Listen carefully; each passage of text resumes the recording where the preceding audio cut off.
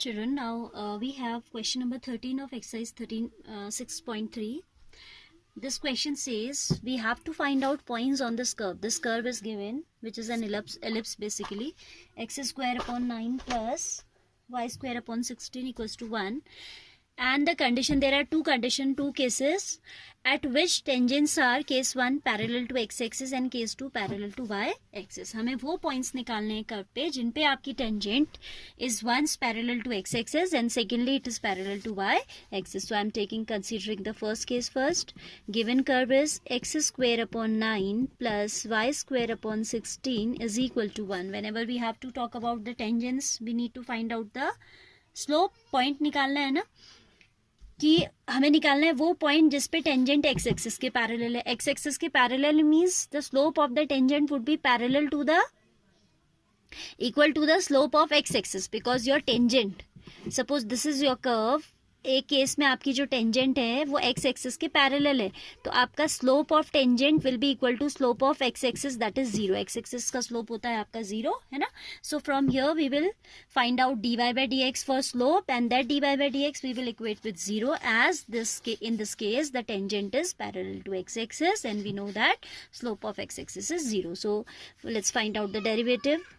2x upon 9 plus 2y upon 16 into dy by dx equals to 0. ठीक है, क्या हो जाएगा 2x upon 9 plus it will be 2y upon 16 into dy by dx. 2 common ले लीजिए तो आपका आ जाता है x upon 9 plus y by 16 into dy by dx equals to 0, or we can say dy by dx equals to minus x upon 9 and y by 16 is here only right now. ठीक है, so dy by dx we obtain is equal to minus of 16x upon 9y as the tangent to the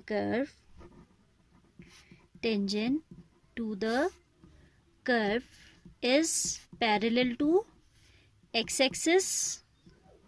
This implies dy by dx equals to slope of x axis. Slope of, because condition of parallelism, you know that if two lines are parallel their slopes will be equal. Your tangent is parallel to x axis, so slope of tangent should be equal to slope of x axis. That means negative 16x upon 9y I can equate with 0 because slope of x axis is 0. तो यहाँ से cross multiply करोगे तो आपको मिल जाएगा x equals to 0.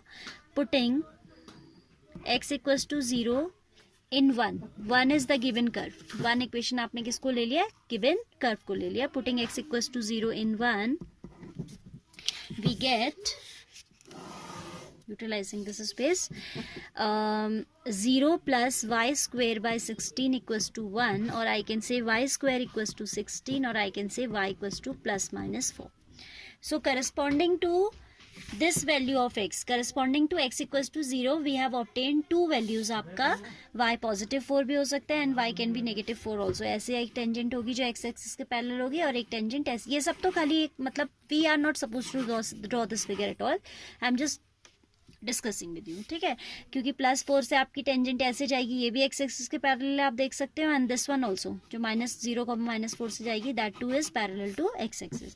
So case first के लिए required point हो गया, the required point for case 1 0, 4 and 0, -4. Case second. Now case second says that the tangent is parallel to y axis. जब आपकी tangent y axis के parallel होगी तो जो slope होगा tangent का, the slope will be equal to the slope of y axis, and you know y axis make 90 degree with this. x axis की positive direction के साथ अगर आप anti clockwise measure करते हो तो y axis कितना एंगल बनाता है? On measuring the angle made by y axis with positive direction of x axis measuring anti-clockwise, this is 90 degree. So slope of y axis is 1090 and 1090 is infinity, that can be written as 1 upon 0. ठीक है, तो हम यहाँ पे ये concept लेके चलेंगे कि स्लोप ऑफ y एक्सिस होता है 1/0. सेकेंड केस, इसे आप नॉर्मल ये केस लेके भी चल सकते हैं. You can do that way also, that you can show that, you can say that y axis पे जो टेंजेंट होगी वो प्रीवियस टेंजेंट पे नॉर्मल होगी, यानी कि कर्व पे नॉर्मल होगी. वाई एक्सिस के पैरेलल जो टेंजेंट होगी वो पुरानी टेंजेंट पे क्या होगी, नॉर्मल होगी कि नहीं होगी. तो आप यहाँ से स्लोप मालूम है ना, आप ऐसे भी कर सकते हो, slope of normal equals to -1/dy/dx. Try doing that way also. हाँ, अभी मैं ऐसे ही बता रही हूँ, ये वाला मेथड, डायरेक्ट वाला मेथड जो है. पैरेलल टू वाई एक्सिस, तो dy/dx तो हमारा वही होगा, बिकॉज कर्व वही है, तो will not find it out again. dy/dx was coming out as -16x/9 y आ रहा था. ठीक है. As the tangent is parallel to y axis, this implies slope of tangent, that is dy/dx, equals to slope of y axis, that is dy/dx equals to infinity. 1090 infinity होता है, जिसे हम 1/0 2/0 कुछ भी लिख सकते हैं. ठीक है. So -16x/9y is equal to 1/0. By cross multiplication you will get y equals to 0. ऐसे भी सोचो ना, ये क्वांटिटी इन्फिनिटी कब बनेगी, ये तब बनेगी जब डिवाइजर 0 होगा. अब 9 तो आपका एक नॉन जीरो क्वांटिटी है. For this quantity, for this denominator to become 0, y should be 0. या तो आप क्रॉस मल्टीप्लाई से समझो, या इस कंसेप्ट से समझो कि इस डिनोमिनेटर को 0 होने के लिए y को 0 करना पड़ेगा. ठीक है.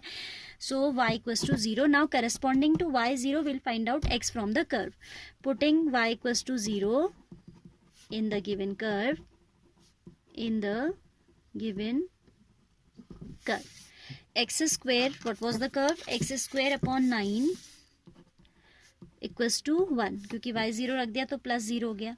सो x will be coming out to +-3, यानी कि रिक्वायर्ड पॉइंट आपका इस केस में हो जाएगा, रिक्वायर्ड पॉइंट आर 0, y है तो ये आ जाएगा 3,0 एंड -3,0. ठीक है. तो आपका जो एलिप्स है उस पर ये वाली जो टेंजेंट्स होंगी 3,0 से एंड -3,0 से जो जाएंगी, those tangents will be parallel to the y axis. So remember that whenever your tangent is parallel to y axis, you can equate the slope with 1/0, or you can say dy/dx equals to infinity. And question number 14, children. Though it contains various parts, but all this type of questions we have done, we have covered till question number 11 only, 12 only, है ना. तो 13 I have explained you. Now 14th one, all parts you have to try by yourself. If any problem arises, you can share with me. Otherwise, I hope you can do it yourself. In next one, I will take 15th question.